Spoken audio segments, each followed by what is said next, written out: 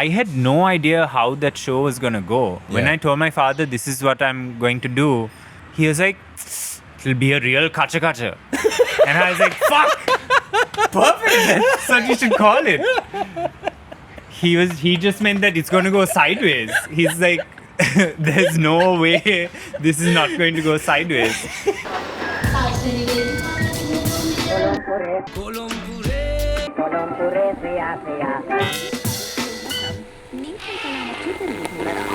In Australia, there'd often be like an acknowledgement at this point of like traditional. I've thought about this and attempted to write acknowledgement of how you would approach it here, and I feel like because even like in academic settings and whatnot, right? People still haven't caught up to this need to have this decolonizing sort of statement. And when I sat and tried to write it, there's so much that you kind of feel the need to acknowledge because you're writing it not just about, like you talk about the indigenous people of the land and talk about the tribes and all of that. But a lot of what has become like developed in Sri Lanka aren't necessarily traditional homelands of those tribes either. It's like, so where do you start? At what point does a community become indigenous? And like, which part is indigenous to the Sinhalese, which part to the Tamil? I think that just brings up so much. But I felt like you needed to acknowledge the forms of violence that have existed structurally and like things that have happened. So like, how do you simultaneously acknowledge environmental degradation and destruction that's happening? How do you talk about also the other species on this island? I think it's an interesting exercise. I think everyone should be trying to figure out what do you acknowledge when you're acknowledging dispossession here. My name is Imaad Majeed and I'm based in Colombo in Ilangay. And I do a number of things. I really enjoy music and poetry, and those are my own creative practices, but I also really enjoy creating platforms or like giving space for others to share that as well. So I curate a bit, I make art, and since about 2021, I've been trying to be an artist full-time, which is rough. It's because essentially you're a freelancer, but you're also not like tapped into the same kind of frequency of work. Yes. You know, so there's a lot of like being broke about half of the year kind of vibe. Yeah. But it's fulfilling. It's the most fulfilling thing I've done so far. So that's what I've been doing. Yeah. Right. And prior to that, you were doing the somewhat common hustle of like more kind of conventional day jobs and then filling in the stuff. Yeah. So I spent 10 years in the media. That's right. So I worked as a journalist. I also worked as a food writer and like doing video content back in like 2016 or so and stuff. I do want to get into that sort of short recent history, and you know, there's been a lot going on since you and I've been around, or since I've been around. But I do want to like ground ourselves in the now. One of the big projects that you're working on at the moment is exploring Sufi and Muslim identity. Can you tell us about Kannur and what's the sort of present status of the project? First of all, you pronounced that really well. Because I added the U at the end, a lot of people say ru, like a really wrong ru, whereas I was going for more the sound of like Kannur kind of vibe. Okay. And you were very close to that. Well, I can only credit that to Rial before, because I just checked my pronunciations before we started today. Nice. So Good job. So yeah, let the record be set straight now. People know how to pronounce it, Kannur. Getting complimented on my pronunciation, that is a rare gold star I'm going to take. So that project really started with, it was Ramadan in 2021. And I have this thing where like, to me, Islam was very much inculcated, in my generation at least, in this very rote practice kind of way. Like there's the 5 prayers, then you fast during Ramadan, then you go to Hajj and all of these things. And Ramadan felt to me kind of a missed opportunity to not just fast and like focus on the spiritual aspect, but like thinking of even my creative practice, right? And like how can I spend this month doing something that's creatively fulfilling but with more focus, like spend 30 days on it. And by then I had collected a few recordings of Sufi rituals and music from the island, and I just sat with them, and like I had a Harlick's old laptop and he had installed Windows 9 or 10 on it for some reason, but it could barely manage anything. And I couldn't use Ableton, so I was using Audacity. And with Audacity, I started like using the whatever tools it had. So like stretching an audio clip would create, like when it's just the voice, like this spectral kind of like slow rising kind of resonant frequencies. So those were the textures I was playing with at the beginning. And like I would take the drum passage on like the little raban that they use, what they call a daf. And I would just look at the waveform and then cut it at the points and rearrange them to like explore different rhythms, and like a collage, basically visually placing things around, no grid and no like metronome necessarily to guide me to be on lockstep or whatever. Because Audacity is not meant for these Exactly, things. it's not at all. It's like just hit record, kind of like, or just clean up your audio or whatever. But it gave me like so much focus. And so my dad comes back from Samanture, from our hometown, and he's like, so what are these sounds that are coming from your room? Your mother has been noticing. And I was like, oh shit, now I'm in trouble. So then I tell him, okay, this is going to be totally anonymous, this project. No one is going to know it's me doing it, because I thought it would be like a bit contentious to be working with spiritual music or like religious connotated music. And so that was the first thing I was trying to assure him of. Like, we're not going to get in trouble and whatnot. It's going to be... so Kannur was meant to be like a pseudonym as well. I was never going to take credit for this. And he was like, no. Once he heard what I was doing, that I'm sampling this and I want to explore my relationship to this culture and this sound, because I feel like growing up we were disconnected from it. And he was like, no, you should do what you're doing, and people will have questions and someone needs to be there to answer them. So they so it can't be anonymous. They have to know that it's by Imaad, kind of thing. And then since was that a familiar experience, that sort of like embracing from your parents of your not creative very, work? Yeah, that's something that's gradually happened over the years. Like even recently, my mother was like, in front of my dad, she was telling me, what am I supposed to tell people when they ask about you? You know, I don't know what to say that you do. And my dad was like, say he's an artist, you know, and it was an affirmation. Whereas before that, I remember maybe a decade or more ago, like an uncle was visiting and asked, so what does this one do? And my dad very dismissively in Tamil said, our kavide eluduvar. Oh, he writes poems. So what used to be a dismissal has now slowly become an affirmation from them, which has been good. And to me, that was important also, that both my parents were encouraging me to explore this, despite it potentially being misconstrued and things like that. Wow. And was that over a period of 5 years where that sort of changed the with music? The sentiment from your parents? I think with my dad it started in like when I wrote Thambi Vamsa, like the spoken word poem of mine that I used to do a lot. It was my first poem that really grappled with identity and like sense of belonging as a Muslim person, but also anti-Muslim violence and like all of these things. And I remember he was dropping me off at Poetry Pilau, and on the way he asked me, what are you going to perform? And I just performed it for him in the car.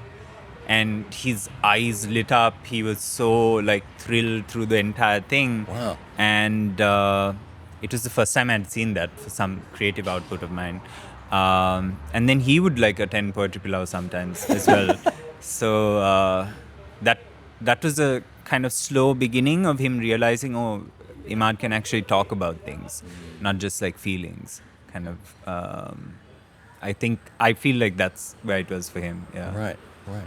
So, growing up with 3-4 languages, Yeah. I guess that has a strong grounding in your work, which explores language. And you talk about forgotten language, you talk about language as group trauma. I would love to hear you expand a bit on these sort of thoughts. Yeah.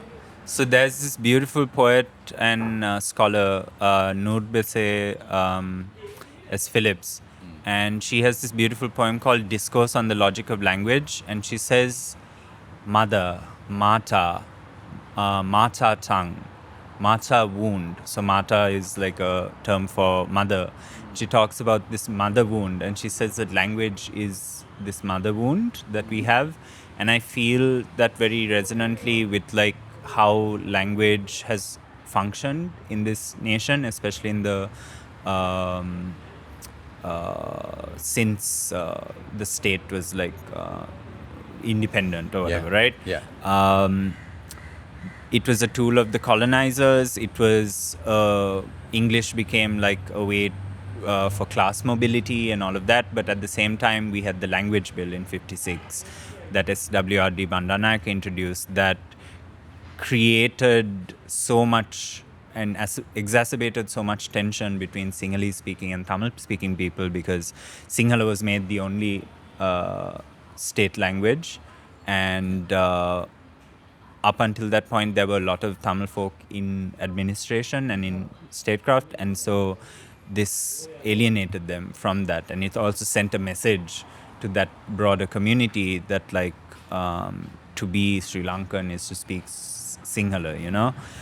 So I feel like you, the more you sort of, as you grow up, become aware of things, you realize the significance of it politically here, but also personally for me, language has always been this strange thing because we were taught to speak in English.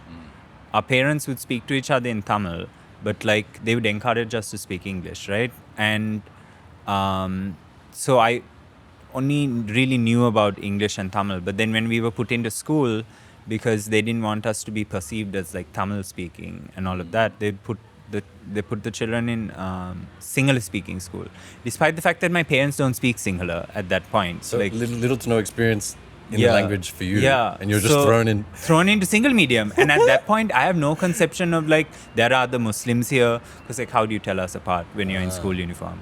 Right. But I thought I was the only like Muslim kid and who spoke Tamil, and everyone was speaking English kind of vibe, or understood Tamil, at least I did back then. But so I was being taught in this very alien language to me, right? Because I only knew home. I didn't have the other exposure. And so I kind of rejected it. Like my mind was not going along with like the Sinhala lessons, and I became predominantly English speaking. It wasn't until I left school and started working and moving around in Colombo that I realized, oh, I need this. Yeah, okay. And I kind of really picked up those skills then. So that was Sinhala. And then I really believe that language has so much power, not just in the sense of how it enables storytelling and like documenting things and all of that. To me, language is worlds, and there are language worlds. And so if you're living here and you're not really engaging with the different languages, I feel like there's certain aspects and certain ways of seeing and understanding not just culture, but like just even the way a person might communicate an emotion. There's a reason why people say that, oh, the Tamil song hits so much harder when you start to understand it, right? Right. Because or people say that about Urdu as a language, that for like Sufi ghazals and stuff, that translation can't quite get there. It's always like an asymptote. It tries to approximate, but like Thiongo was this theorist from Africa, and he refers to English as a cultural bomb. In the colonial era, English is a cultural bomb that alienates people from their own cultures, from their own histories, from their own stories. And that, to me, is interesting. Simultaneously, this language allows me to speak to the world and also speak to worlds here, but I see it also as it can be a destructive force as well. In order to bring everyone into one language, there's erasing, but there's also the forgetting that we are complicit in as well, because everyone's sending their kids to international schools these days, right? There's hundreds of international schools now. When I was going to school, there were maybe 10, 15. And now there's hundreds of them all over the country, and everyone's younger generations are learning English, and it's not necessarily seen as important to know your mother tongue. Which actually, when we first met, it was in the context of you reverse migrating and wanting to learn your mother tongue, right? To me, that's what I appreciated so much as well. But that's you coming from a physical point of dislocation, but there are people literally walking around here who are getting dislocated from it, It is. I was really and of course my main lineage, the Burghers, probably the least persecuted minority of anywhere, right? But in that but in that same sense, we had the railway jobs and then the language the single only act came in, and then that's we were always a lot foreign focused anyway, but then it pushed us over. A lot of people migrated kind of in response to that, right? Which is interesting to my sort of take to motherland time now, because last time I came, a common question that people would ask would be like, oh, do you have family there? And it's kind of in the context of last time, it's not really. They've kind of all Canada, Melbourne, Australia, all these other places. But this time, part of what brings me here this time is my uncle's health, and he wasn't actually here. He was in Melbourne the whole time. I was in Sri Lanka last time. So it has been a new level of experience here, having that familial connection, and also my family have never experienced me having any singular ability. So this is a new thing and it's really lovely that they're encouraging it, because easily they could be, you can't speak. But my they're sort of being on each other. His singular is better than yours. They're kind of on each other's case, and it's this strange thing. You talk about forgotten language and being siloed in this. And for 6 years, I've used little to no singular. I never really got my Tamil above restaurant level, but singular, I had some, like you say, the professional proficiency. I had some level of that to be able to work with people. But it's this strange thing digging into this archaeological dig of my mind of what's that word? That word's still there. Oh, what's the opposite of that? Oh, it's still, and people will be reading me out the numbers of price or change or something, and I'm real time connecting it with those threads of memory that is there. And it was obviously when I have the physical separation of okay, we're migrating to Australia, we don't need to bring this language with us, we're not going to teach you. But then for me to learn that there are people growing up like this with no other only English language abilities. My nephew has no interest in Tamil nor Sinhala. When he was a kid, he's 14 now, but when he was a kid, he went to kindergarten and stuff learning Tamil. And then when they were living in Samanthre, and then when they came to Colombo, they put him in international school, of course, and he completely does not access that Tamil archive in his brain at all. He can recognize the shapes of the letters and stuff, but if you speak to him in Tamil, he'll just ignore you, kind of vibe. So but that's pretty prevalent now amongst the younger generation, Gen Z and Gen Alpha. in whatever's coming next. But yeah, so that's changing right before our eyes. And I think also because way more, almost everyone has a smartphone now, right? Because there's different grades of like smartphones, and so And like unlimited internet has also come in, yeah, right? especially with YouTube and things Yeah. like that. So people are way more tuning into the English language world of things. Sure, some people are into like K-drama and like learning a bit of Korean. There's more Korean restaurants now. There's a Korean restaurant in Ratmalana opposite Maliban. I was like, what? I noticed that. And they're not even doing the stereotypical things. It's like weird dishes I haven't even heard about. Wow. Okay. So yeah, that's also happening. But yeah, So more of that sort of real-time international exposure. yeah, Because I think about my childhood Sri Lanka trips to Ratmalana in the 90s, Yeah. and I still have this like lifelong nostalgic connection to the Western 90s tunes that were popular, like the particular Sri Lankan selection of Yeah. the Western 90s tunes, which has never died. Like, is Yeah. the what is it? The 90s party is still happening? still Every happening. year? I mean, like, it's so strange. It's if you go to like Love Bar or like a lot of the clubs these days, they'll still play a bit of that 90s stuff. They'll play a bit of the 2000s stuff.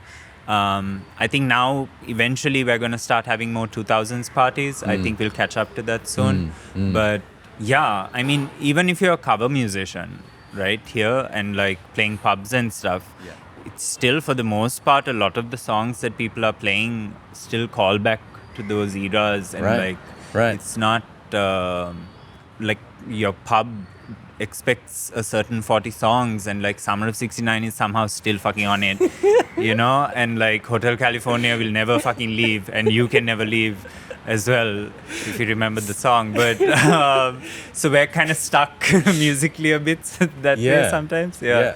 But there are, I think now the cover band scene has maybe gotten a bit more interesting over the years. I think people try to play more contemporary things because that's there. But yeah, Is there more original music woven into some of those cover? Like, do they drop the odd original? Or is it like still a rule here's of like... the thing, right? Community building and like trying to set up a platform or show, Yeah. right? I think the original music scene has come a long way from where it was like when we met back in like 2014, 2015. I feel like, and there's people putting effort in all kinds of ways to like build their audiences, have unique shows and like do all of that.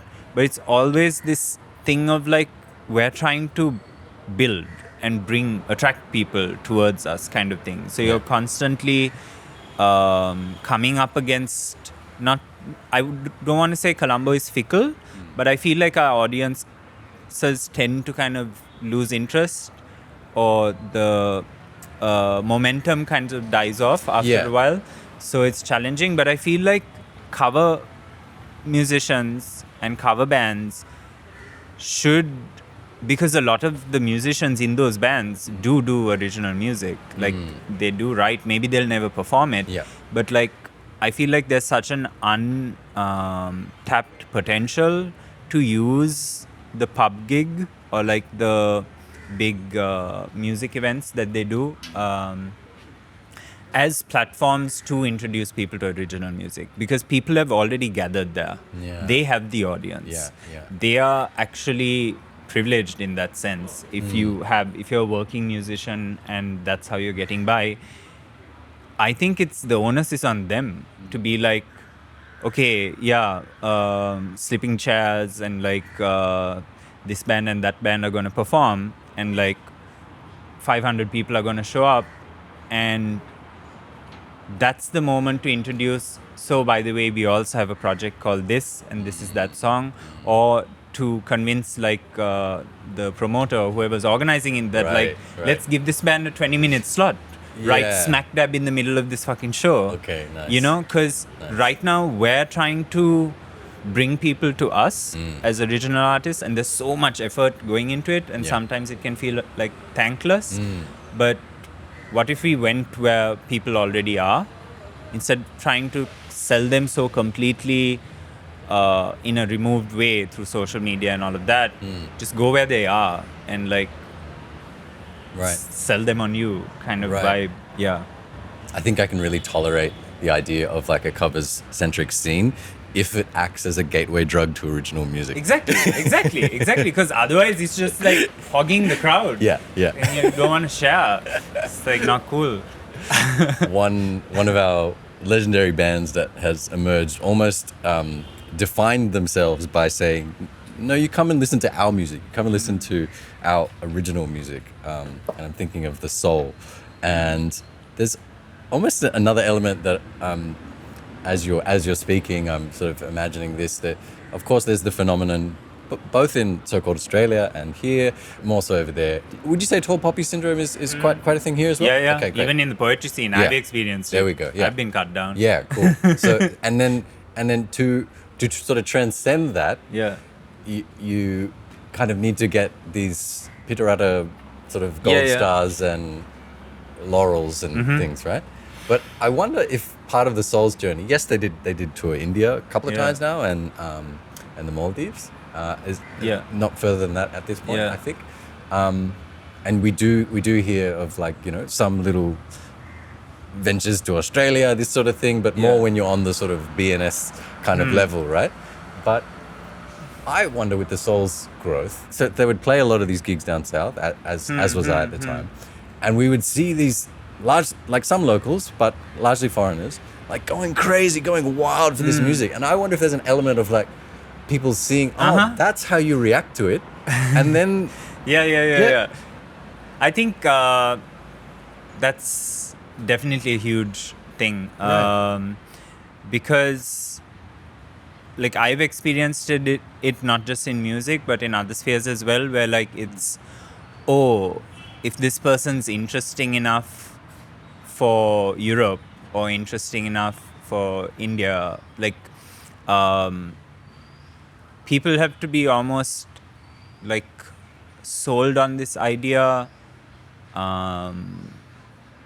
and so that's difficult, right? Like not every band is going to have that opportunity to be able to travel to another country, let alone like pull off a tour, you know. Even if you might get invited to a gig, that gig might not have the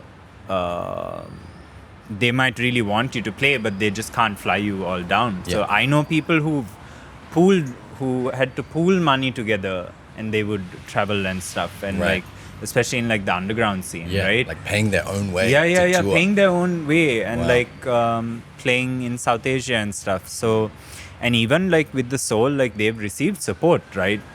From people like Emmanuel and Paloma, for example, have helped them out and stuff. So there's very much that. The South is so interesting actually that you bring that up, because remember you wanted to do the Quick and Dirty tour, right? In 2017. Yeah. At that point, no one was really thinking of the South as a tour circuit as such, right? And it's not just that. With the Soul and stuff, it's not just that people need to see the white crowd enjoying it. It's also that those venues like Doctor's House and all of these places, right, that we went to on that tour, they didn't need to be convinced as venues that original music could be a fucking thing that people are going to enjoy. And draw people out. And sell your fucking beer or whatever. But, so that's another mindset thing that's really challenging here. It's not just the audience, it's also the spacers, the promoters, all of them needing to be convinced as well. So like, I remember like, to me, going on that tour with like Awkward Bong and Ramya, and also Miss Monte. Yes, that's it. Miss Monte. It was so eye-opening for me of like how welcoming those spaces were, and like that that you were able to string all of that together, right? It was like, what, 5 stops, 6 stops? Yeah, and we called it Quick and Dirty because it came together in 3 weeks or something? Yeah. Including international flights? Exactly. Including Indian artists joining us? Yeah. But that should have been happening more. Yeah. I feel like there's certain bands now that are playing the down south circuit, and maybe Arugambe not as much with live music, but we need to take more initiative and use these successes to sell ourselves to the promoters and to these spaces, and that's why documentation is really important, right? Yes. Having an after movie, stuff like that. Yeah. There's still work to be done, I would say, in the original music scene for sure. But I think the Soul have set a good example, definitely. I don't know how they have the wherewithal to continue with the project for so many years, because they also take breaks. Yeah. Right. They go away for a while. Yeah. They do other bands and this, that, life, Yes. all of that, and Yes. then they come back, and then the crowd is still there. They built rapport, Yeah. and so they can come back after a year and a half, and they're still going to fill the room, kind of vibe, which I mean, it's quite something. And I wonder, almost this crystal ball thing, looking into their future, the level that they're able to connect with travelers, people who are coming outside the country.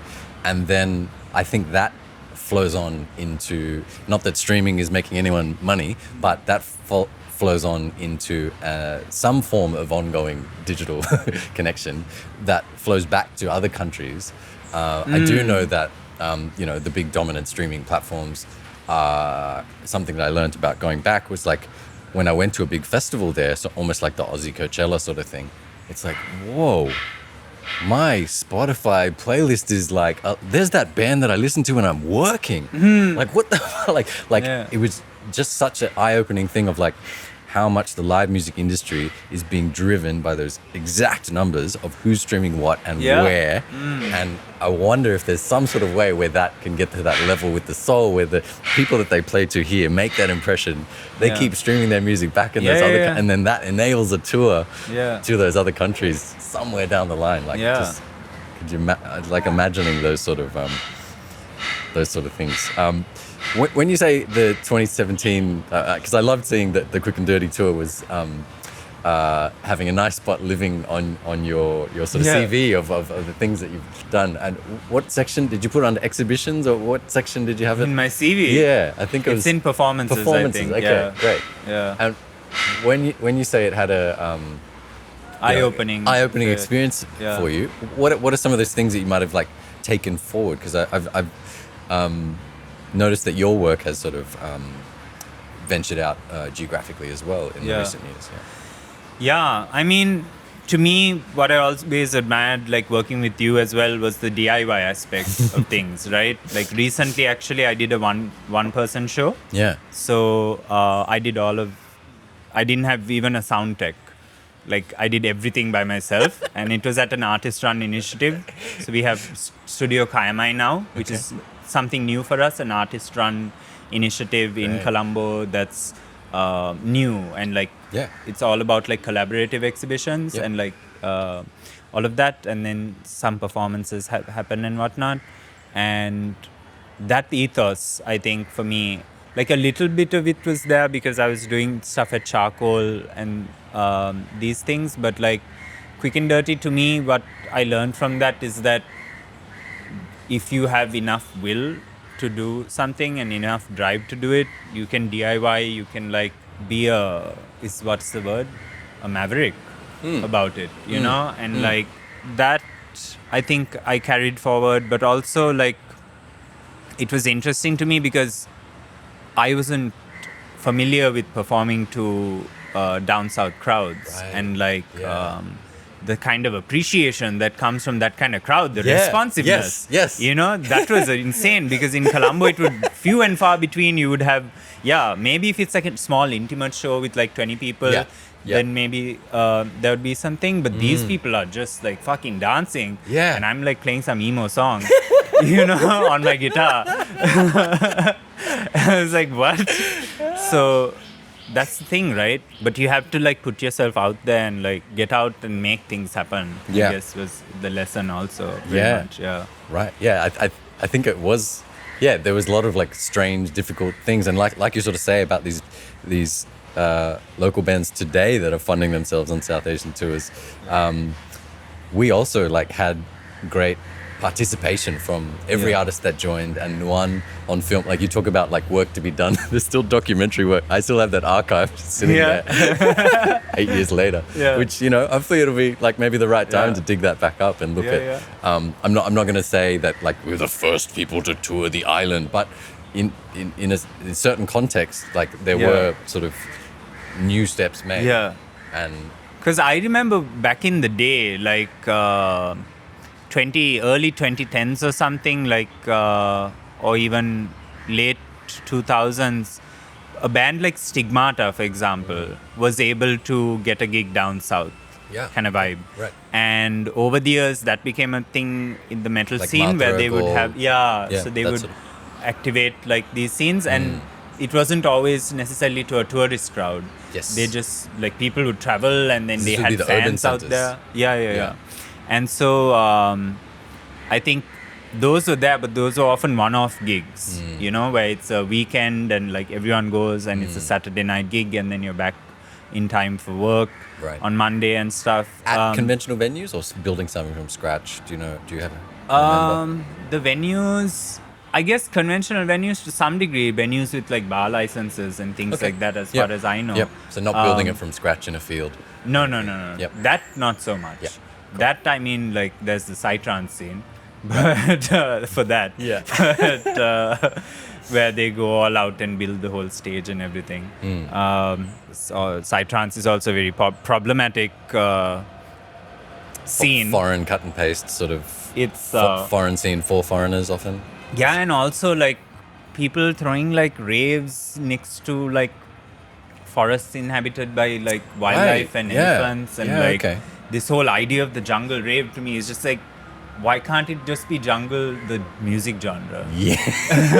Why do you have to literally be doing psytrance in the jungle? But no, I mean in the sense of like the East Coast in general, how tourism is happening there is quite contentious. Like Sunara was talking about it recently on her stories, right? Okay, right. She was documenting Sunara is one of my favorite DJs on the island and one of the most eminent and like trailblazing women DJs as well, who has like a particular sound, and she spends time between Ahangama and Arugambe, right? And so, and she's also a talented stick and poke tattoo artist. So she was taking video of the edge of the forest, right? And the elephants had come to bathe. And this had attracted tourists, basically, to go and try to catch sight of these elephants. And some of these tourists were getting really close, like to the forest edge. And Sunara could see the elephants like almost come out and then run away from these people and whatnot. And like, there's a lot of, I don't know how to say this without it coming off weird, but like the kind of tourists that are coming through can tend to feed into these events and things that are not considerate of it's the environment, like noise levels, proximity, like you need to keep like a few kilometers away from a fucking nature reserve, you know, kind of vibe. So Sunara was just like, has been someone who's vocal about these kind of parties, but also allowing these tourists to behave in these ways, and locals who are also like complicit in that and stuff. But yeah, like there haven't been like, I'm trying to think of like good examples of open air or successful open air events. I think it's not happening as much. And also like the biggest open air event I gone to in recent history was Yal Ganam by Santosh Narayanan. That's Dee's stepfather. Okay. Dee, who sings "In My Amma's House, pumpkin and right. that song. Yeah. That What location was that event? that was in a cricket field in Jaffna, right by the town.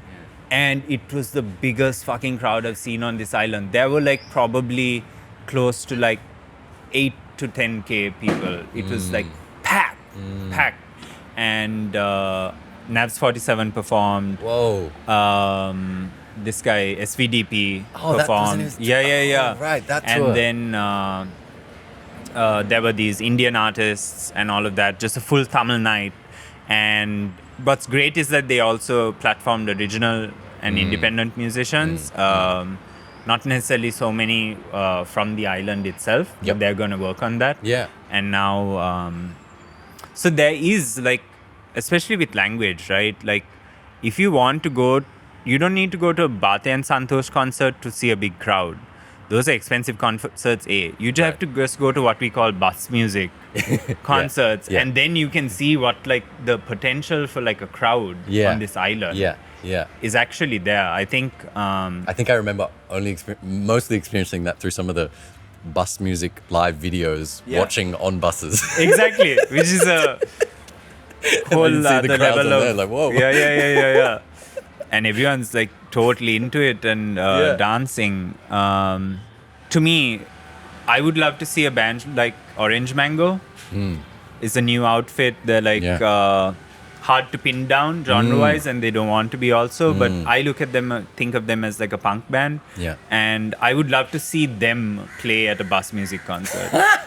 Like, how do you convince the Sunflowers, right, or Infinity, or whoever these bands are? How do you convince them to give Orange Mango a set, a little and they warm-up just like set, come up with their Sinhala punk music and like throw in some Tamil, enakku romba pasikadu, and it's just like it would go off so hard. Yeah. It would go off so hard. So I don't buy this thing. Like, I can see how as a like musician and you're trying to do things, you can feel like, oh, it's so hard to get a crowd here and like build this stuff and whatnot. I think we need to start going where the people are. And I think that would be a really interesting pivot.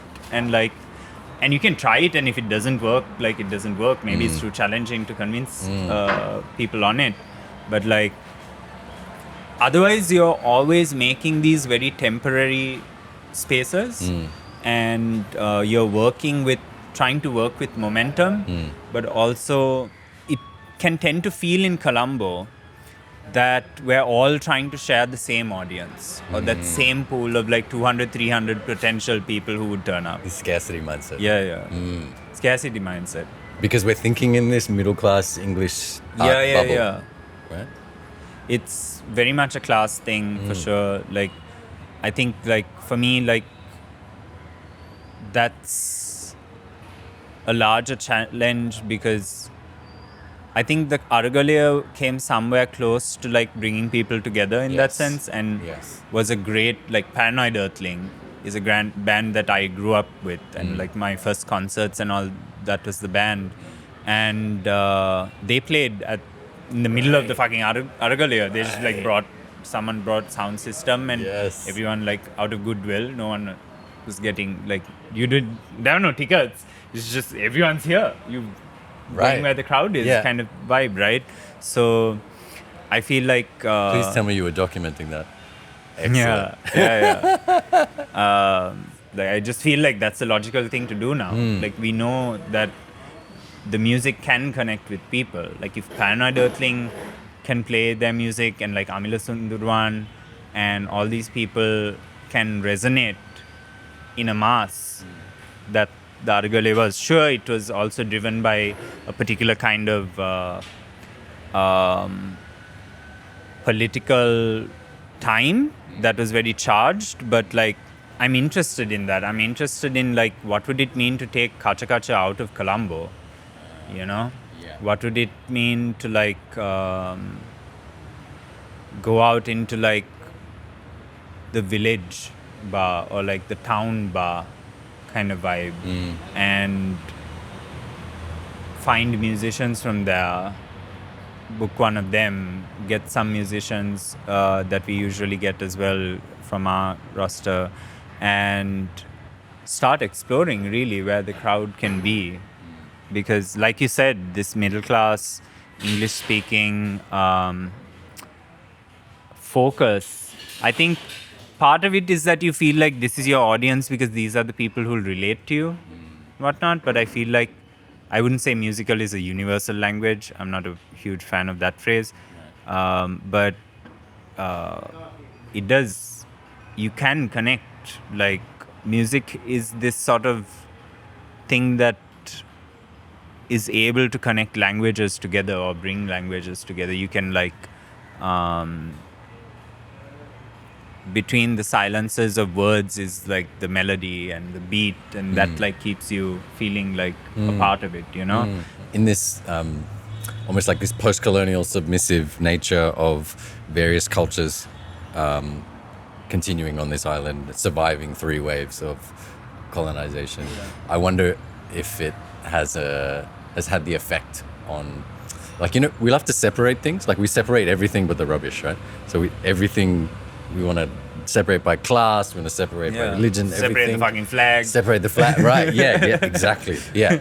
But I feel like moments like Aragalea and spaces like KACHA KACHA sort of show us that, I guess, more is more in a way. Like, you know, we're not speaking to just this little 300 people in Colombo. Like, it's a bit wider than that. And when we speak about KACHA KACHA, we are in a very important space for that. Yeah. Can you tell us about this space that we're in today? This space, it's funny because whenever I say the name, it's ironic. It's called the Government Service Sports Club, and KACHA KACHA, the tagline is Trilingual, original, uncensored expression.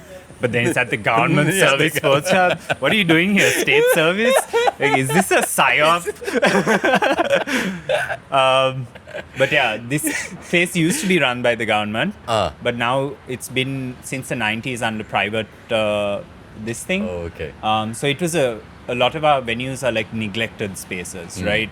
They're working class bars, but they used to be much more cosmopolitan spaces as well once upon a time. Right. Like it is said that Jyoti Pala used to hang out here, like the famous pop musician, and like there used to be this whole area. Now they're clearing it out, but when we've had KACHA KACHA here, that whole space was closed off, and it was just collecting dust with like a massive billiards table. Lots of and all furniture that. stacked up. Yeah, furniture and all of that.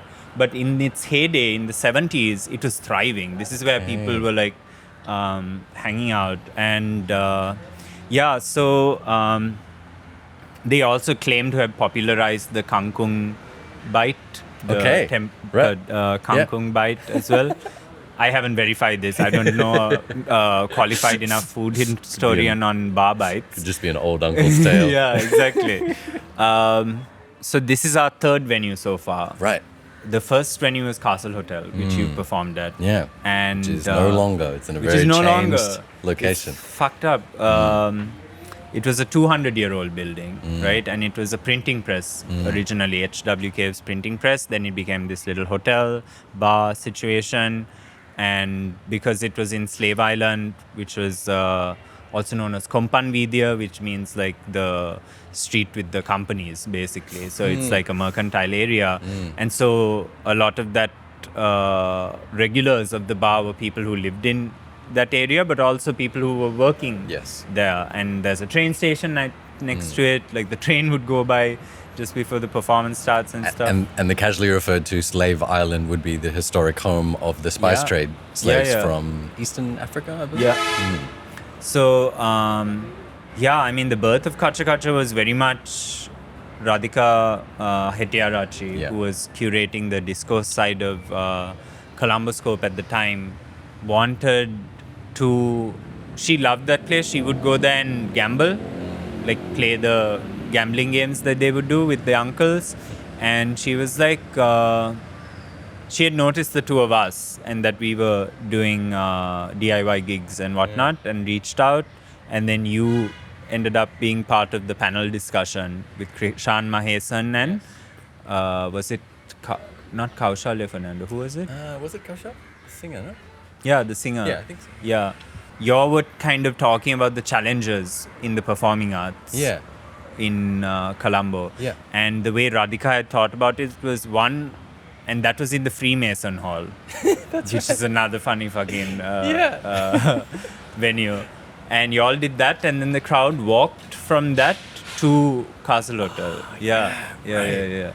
And Radhika's whole thing was she loved that building, and we knew that it was going to be demolished because Tata, this conglomerate from India, had bought out this massive swath of land in Slave Island, which was a deal that went through during Gotabeya's time at the UDA, and basically dispossessed all these people, relocated them into like this tiny little apartment situation, but all these like colonial era buildings were like torn down and all of that. Now the Castle Hotel front facade kind of exists. They kind of retained that. They destroyed the back half, and now it's like painted white and shit. It doesn't look the same. I'm pretty sure they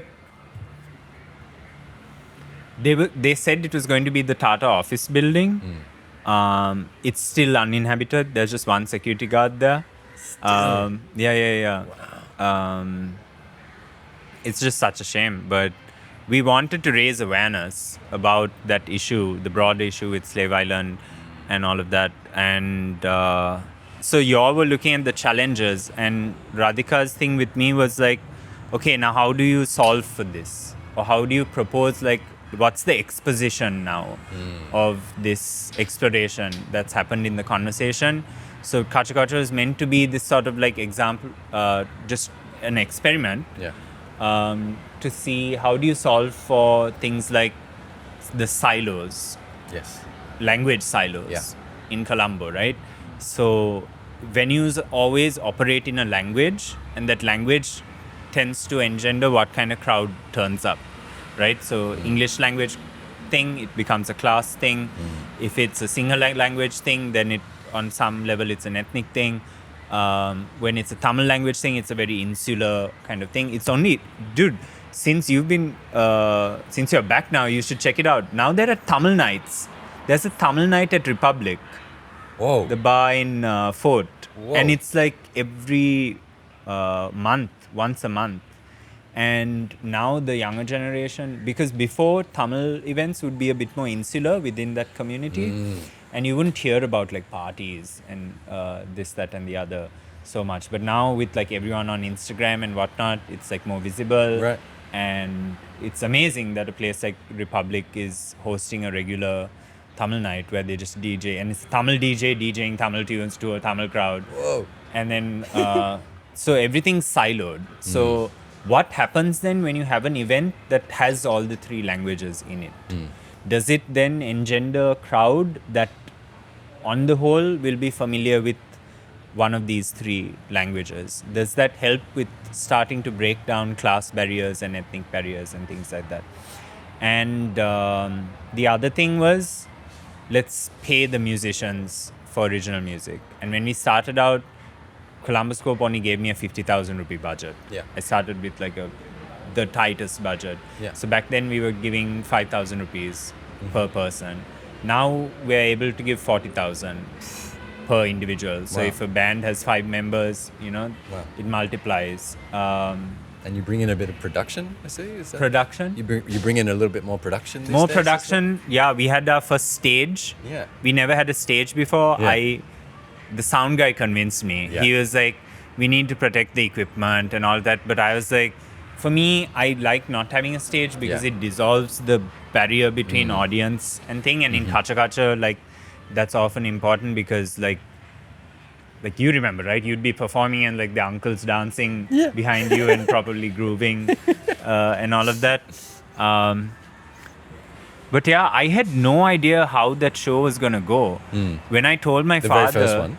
When I told my father, this is what I'm going to do and all of that, he was like, it'll be a real Kacha Kacha.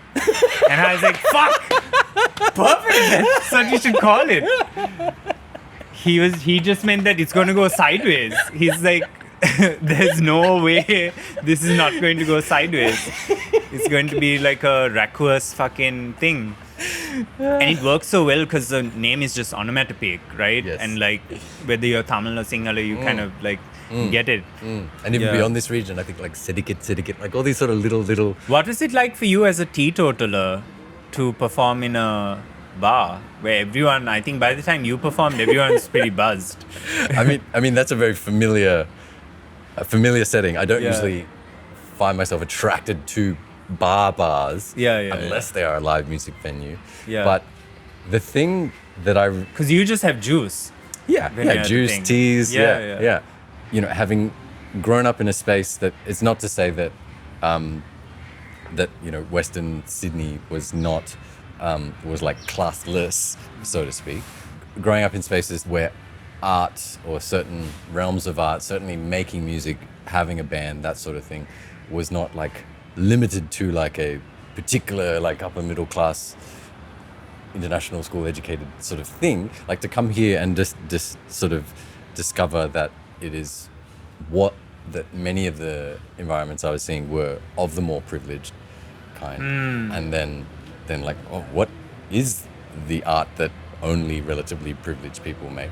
It was, yes, it was a bar, but I liked that it was kind of foregrounded by the music and the experience and the connection, the coming together, like dancing with those uncles and like these like other Colombo people coming in, I guess, under the guise of a fairly international arts festival. Yeah. And then all of us getting to experience that space together.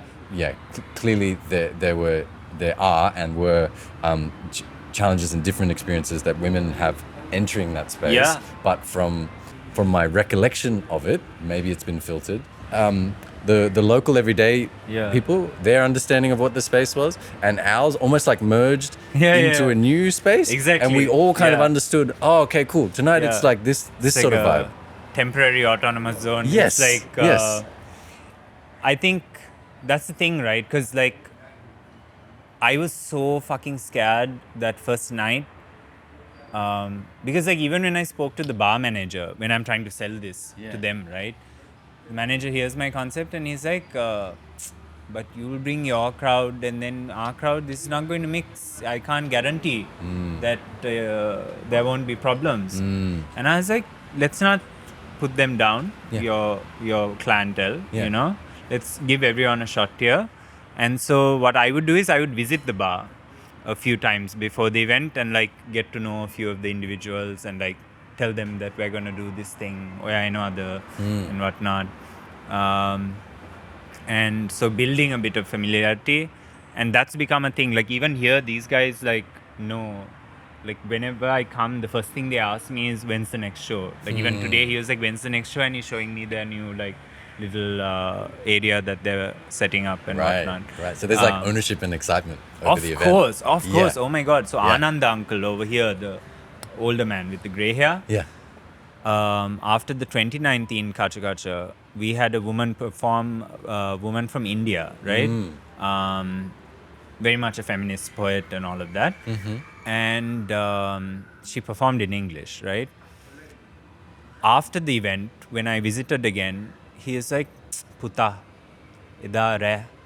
It was so good. He's like, that night, the way everyone sat and just listened to that woman, you know, this is how society should be. I felt like I was watching Jesus speak. And I was like, oh my God. Whoa, dude. Like, this is like, wow. Like, that reverence. Yeah, that reverence. To him, that was what was so beautiful. And that night ended with a Vada Baila performance. So Vada Baila is Baila. So you have the full band, but you also have multiple vocalists. And they're all freestyling. Oh, yes. And it's like a rap battle almost, right? Yeah. And that night we had 3 generations of them. So the main guy, he's of the troupe, then his daughters, and then their daughters' daughters as well. So it was like not just... Because, over the years, we've learned like how to make the space more habitable, cohabitable for women and other folk. But also this idea of, for me, like Diti was the first woman to perform, right? Like to me, it was like, we're in a male-dominated bar space, bar. And there isn't really a stage, but by putting a woman into the center focus, I don't really have as much control over, is this going to be objectification? Is it going to be like those Tamil films and then there's the item song and like kind of vibe? Like I wasn't confident about that stuff, but Diti seemed like very game and felt like she could do it. Yeah, Like, she didn't seem scared at all. Having projects like Streets for Us Yeah. in her history where she's performing on local streets. I think Exactly. So she was perhaps the most best positioned person to do it at the time, and it was beautiful.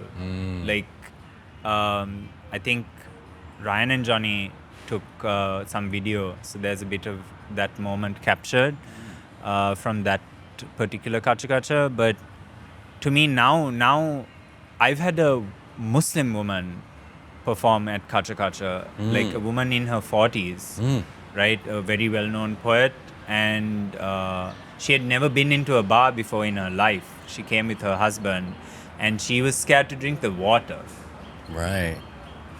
kind of thing. Such a foreign environment. Yeah, to yeah, her. Yeah. And so, and that was at this venue. And I spoke to her after it, and she thanked me.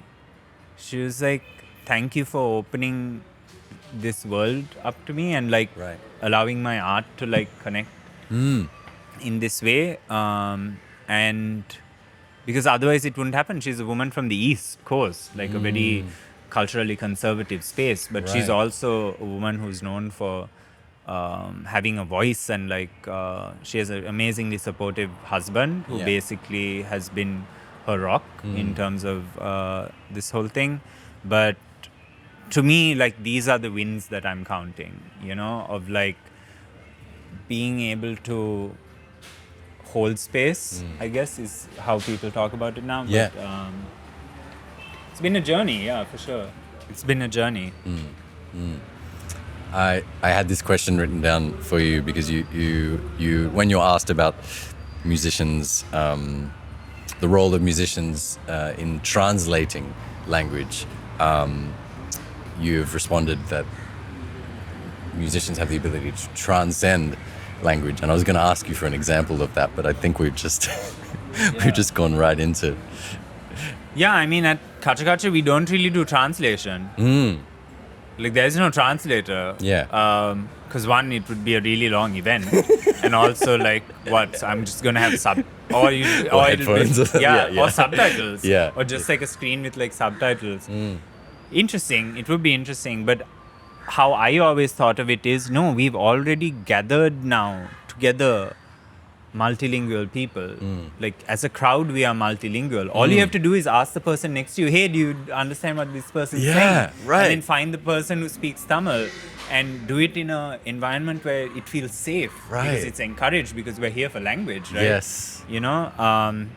So to me, that's always the thing of like, and I tell people this as well when I'm comparing. I'll be like, if you want to know what something means, the artist's right here, you can talk to them, or you can just ask the person next to you, did you Right. understand that? Do you speak Tamil? And like, it's also a nice icebreaker. Yes. If you want to like go chat someone up, Beautiful.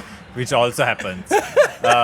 Apparently the last night at Castle Hotel, I heard stories that apparently people were like exploring the upstairs, the rooms and stuff, and like hooking up and stuff. So there might be a Kacha Kacha baby out there somewhere.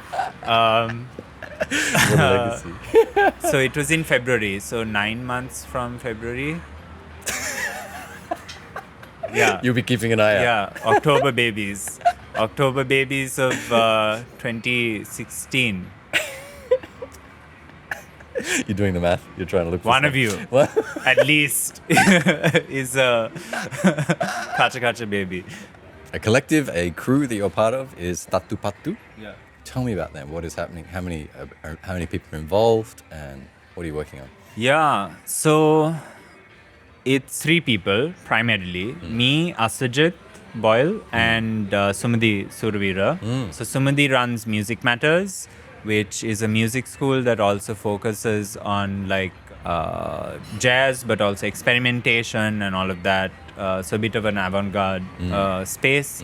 So Sumadi was there for that, and then Asujit, of course, with the electronic music scene, and then me with like the more underground rap and like hip hop and all of that stuff.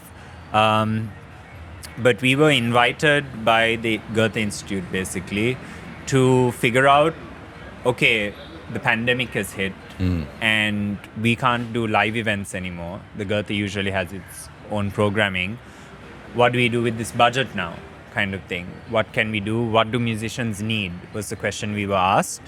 And we thought about it and spoke to each other and spoke to others. And we figured one thing is the crowd is also missing out on the live experience. Everyone's stuck at home. How do we bring something musically to them that feels more than just like a music release or something? So that idea of capturing the live performance. Yeah. Because live performance videos wasn't a video format so much explored here. Right. Like where you're actually tracking the audio and Yes. syncing it Yes. as opposed to having a studio thing. So that was one thing we wanted to do.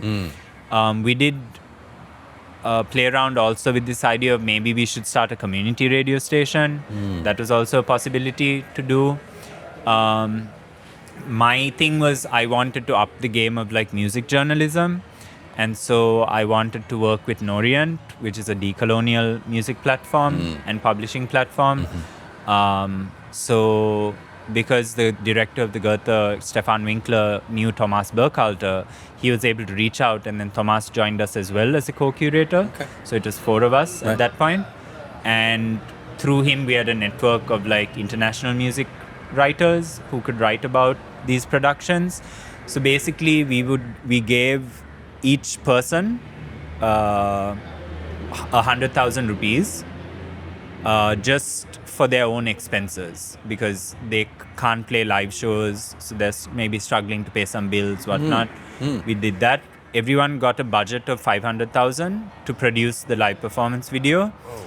Then we paired journalists strategically with the artists, and we paired every journalist with a local expert. And it was really important to me for the byline to say by this journalist with contributions from the local expert. Right. Because I hate, you know what, I'm going to fucking say this. Yes. Fuck all of you who reach out to me when you need your fucking listicle for whatever BBC Asia. This happened once.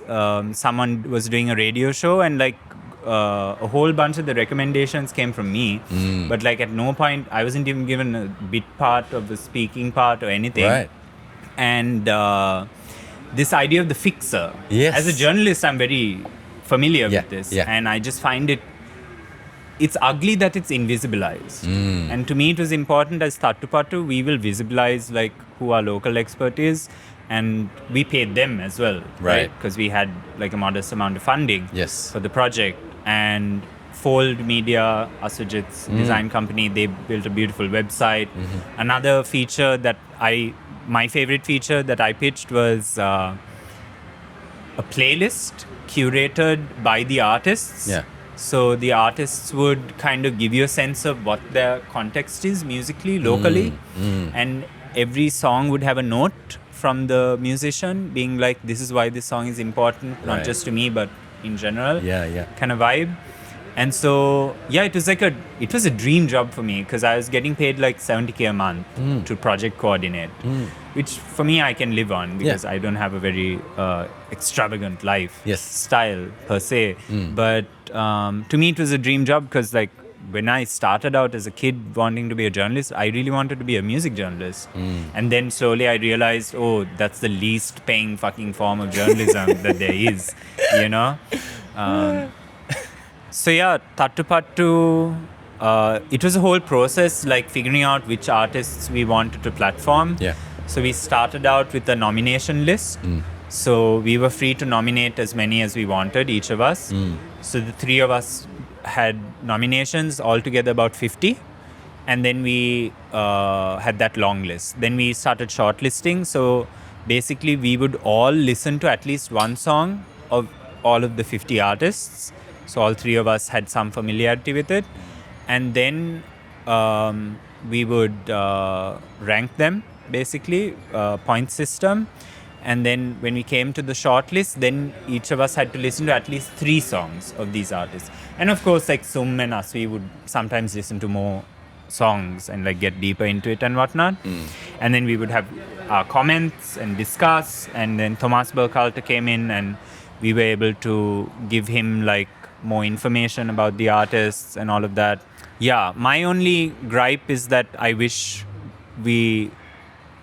I nominated a lot of women in this thing, but we have this problem here. There's a mindset of like, people will always ask, like even the other day I mentioned Topicap, the band, to someone that Sri Lanka has this like all-girl band that came out of Music Matters, right? So Nihara and Zara and starts with a U, I think. Anyway, I had nominated them and like some others and whatnot, but didn't make it into the final list after consensus and all of that. But I feel like we have this problem here, and it's something I want to change in the future. The next time I get funding to do Thattu Pattu, definitely going to push for more women, because we've featured Nihara's Owl Trio, but otherwise like it's just guys, you know? And no one's like brought that up as being an issue, but I always felt it. So constantly the question that people ask me is, but are they up to standard? That's the word that's used. Are they up to standard? And I'm like, dude, that is so inconsiderate. Yes. Because even if that were the fucking case, right?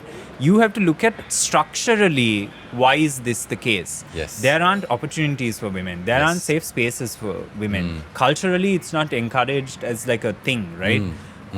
There's so many barriers in the way to like, which is why I believe more that we need equity before equality. We need to, like, someone can't see, you give them like a platform to like get up and see into the field, you know. You can't apply the same standards. You can't, it's not fair. It's not a level playing field. If it was a level playing field, then you're like, oh, but are they up to standard? Then sure, I'll like go with you, and then we're talking about just technical and this, that. But when we know that as a society we have problems with how women are treated, it's not a good sign when someone asks, oh, but are they good? You know? Because what does that really mean? With everything in context. And it's almost like we're happy with the status quo of dudes everywhere doing everything. I'm not, dude. Jeez. But now, mashallah, there's like Dream Space in Batticaloa, where they're discovering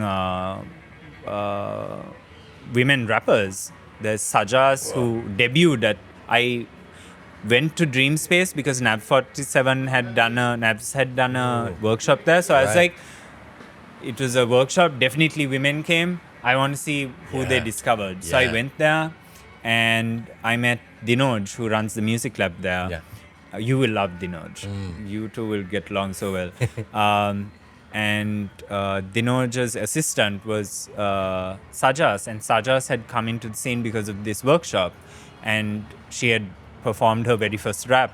When I met her, she just had one song, and I was like, okay, you have we always give KACHA KACHA, we always give 2 months prep time notice to the artist, right? Because I take 3 months to do it, 1 month research and curation, and then so she had 2 months. She wrote 20 minutes set. So she had Wow. A 20-minute set she prepared in those 2 months, and Dinoj produced all the tracks for it.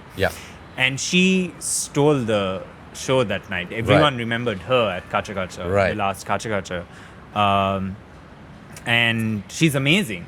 Like, there's no way to dispute that she's up to standard. She just needs the experience. It's like, please show me a cis male that had one song and wrote an entire set. Exactly. In 2 months. Who the fuck is doing that? And then to have the courage to like perform, to debut in a city you're not even from. That's to an audience. The levels. Like, so many levels. And like her mom came and her aunt came. They were like there as well. and Dream Space exists, and they are for being in Batiklo. Like I played at the Dream Space Festival this year, and there was a teenage drummer girl platformed, right? And she was like in this little ensemble they put together, and then she had a drum solo and stuff. Then there was another young woman rapper as well, and they're just gonna be discovering more. And they've now they've set up a cafe, so they're gonna do live events. They just had one recently, and so more and more people are going to start to discover this. But I feel like I'm proud to say that now, in the last 2 Kacha Kachas, we have had more women as part of the lineup, where it's not this thing of trying to tick a box or any of that. It's just, I fuck with that. Like, they are doing good material, and like, they're socially conscious. They meet like the criteria that I have.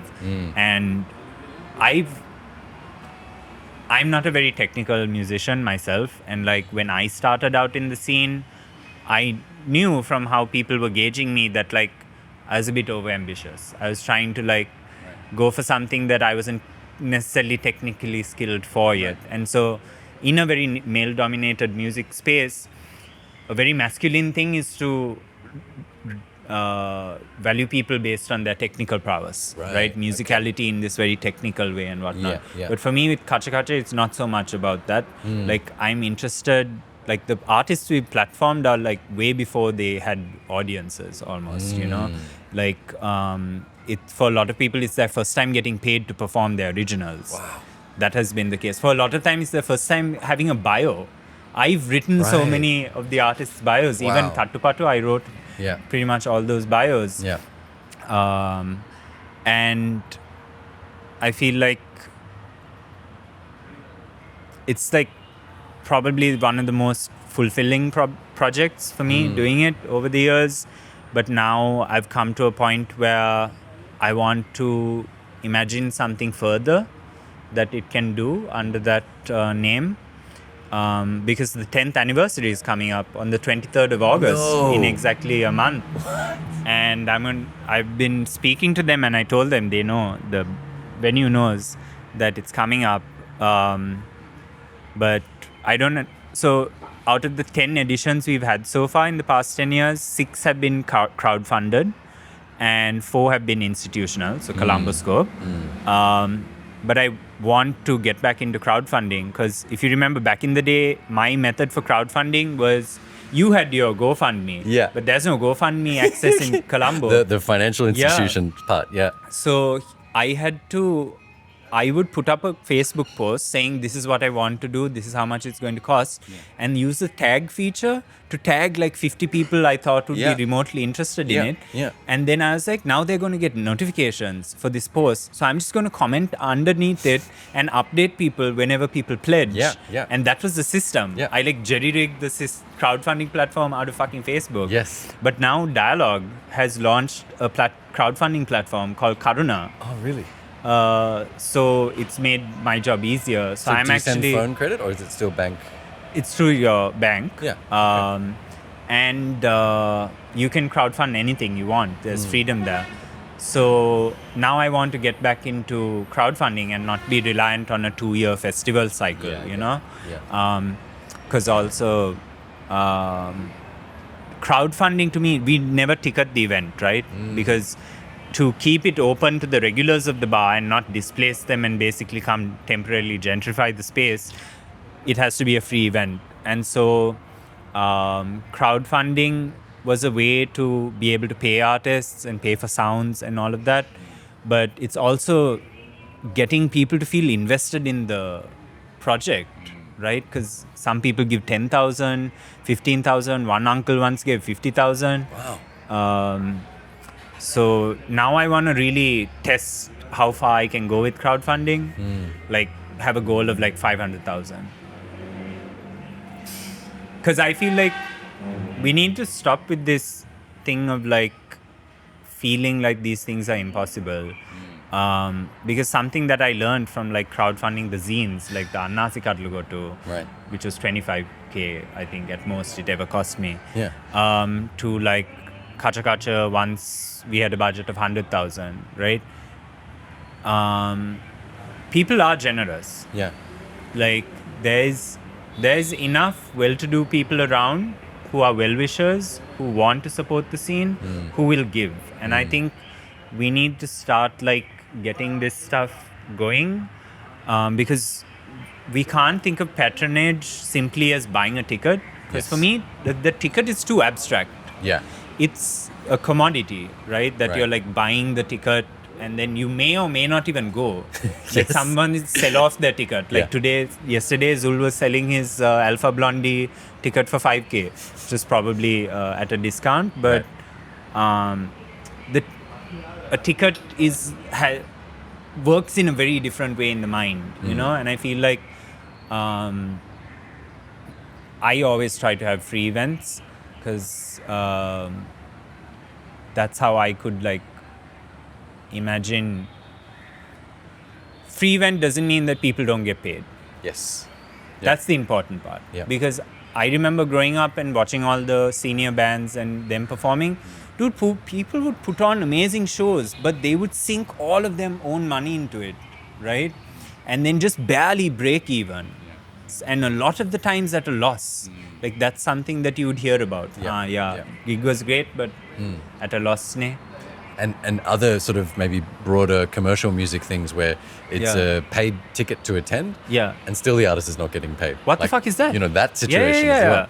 So I think we just need to be more steadfast and like know our worth and really like navigate really well, because even some of the spaces that claim to be fostering original music and live music aren't doing enough. Like that people are like, for example, Tracks was at the get-go, it was supposed to be a place for exploration. Right. And you thought that like every season they're going to have a whole different lineup and there's going to be constantly new stuff. Yeah. But if you study, they don't make it easy because not everything becomes a post. So it's all stories. Right. So it's a bit ephemeral. Yeah. But if you've noticed, there are, and I know who has been behind curating it over the years. Yeah.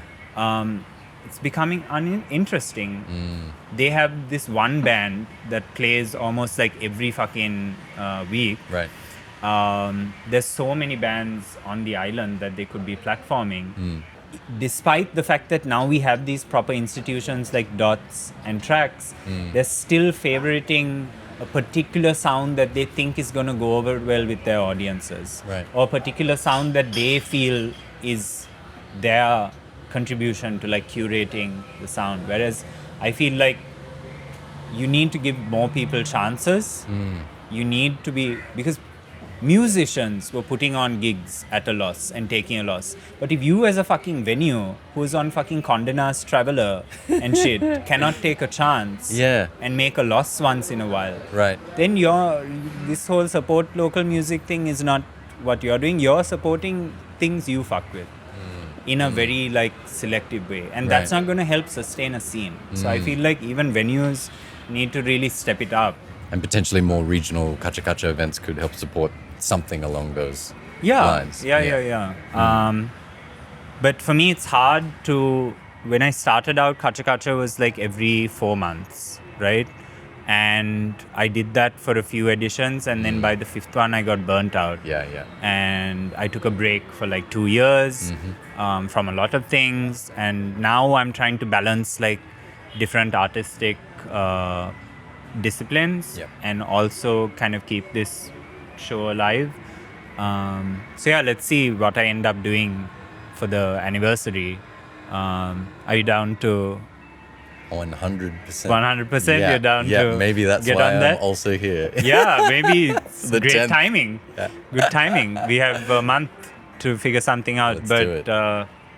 yeah, maybe it won't be a full-on like what I would do with 3 months, but So on the horizon, we have one very big Milestone. That's the word. The Kacha Kacha 10th on the 23rd. What else are you looking forward to in the future?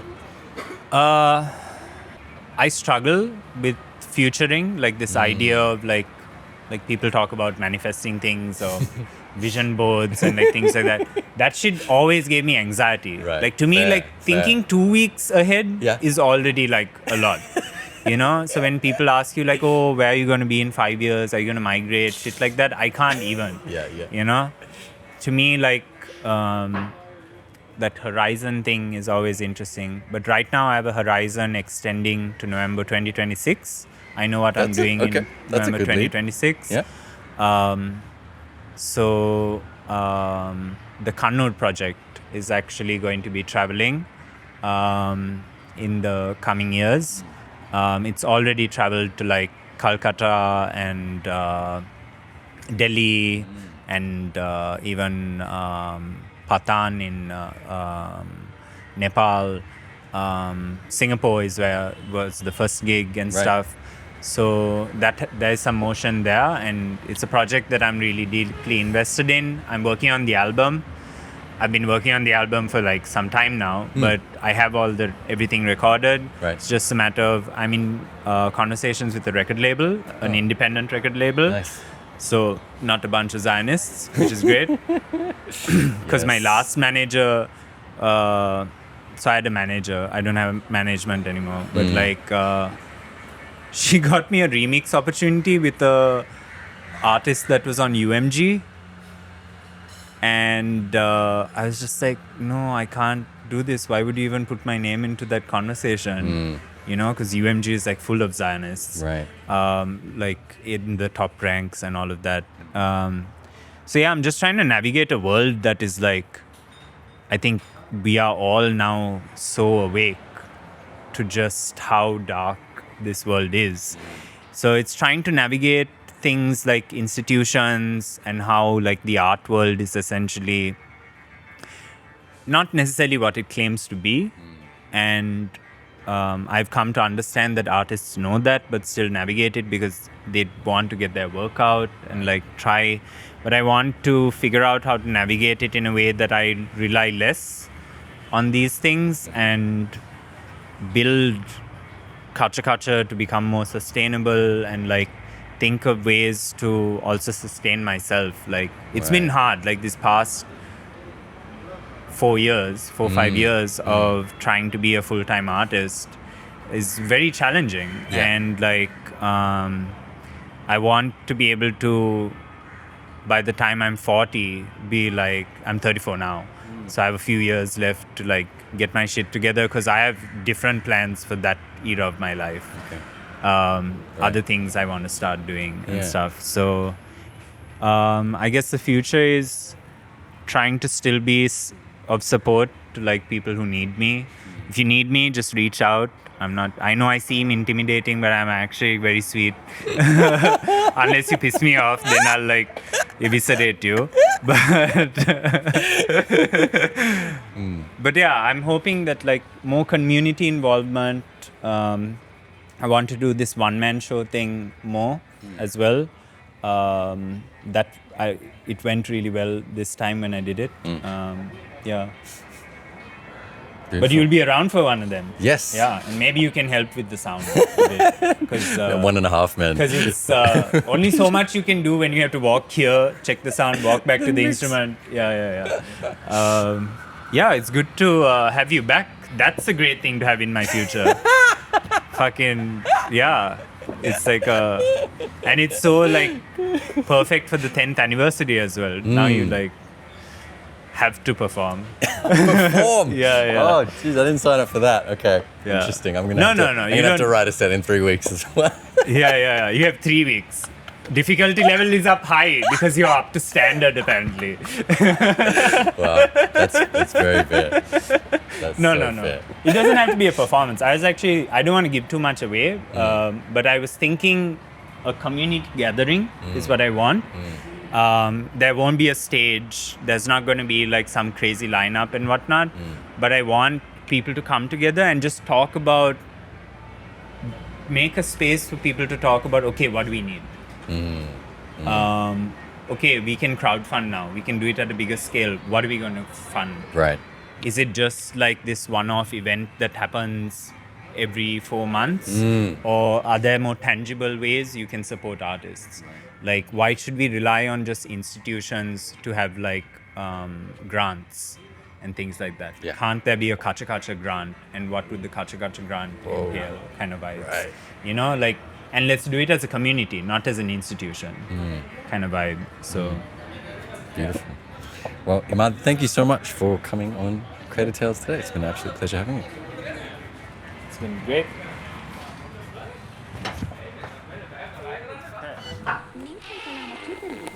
If I give you the question, then you'll get in your head and you'll be like, cause it's not a written medium, and the expectation is not that you're providing like a, what is it? Like the one answer. Like it's like, we don't need to be like scholars and you know, there's sections in there where, I don't know, couldn't think of someone's name. Yeah. I refer to Slave Island, Yeah. the home of the slave. It's like, it's not that, but I stopped myself from like trying to make that correction. It's like, no, that was the prison of the slaves where they were put. It's not the home of the slaves, but you know, you just, Exactly. it's imperfect. Yeah. And it's good. Embrace the messiness sometimes. Yes. I think, it's interesting now because I've never been media trained, but I've been the interviewer. Yes. So like I have that double perspective on it. But like, especially in an environment now where everyone's trying to be very careful, it's either you're trying to be really careful and all of that, and respectful, and there's other considerations also going into it. And then you have the other extreme of like, fuck all of this, free expression, kind of, and it's like being controversial for the sake of being controversial, kind of vibe. Whereas, no, you can just like make some mistakes, have an incomplete fucking thought. Like I trailed off for quite a bit, and then I was like, I'm done now with that thing. Cool.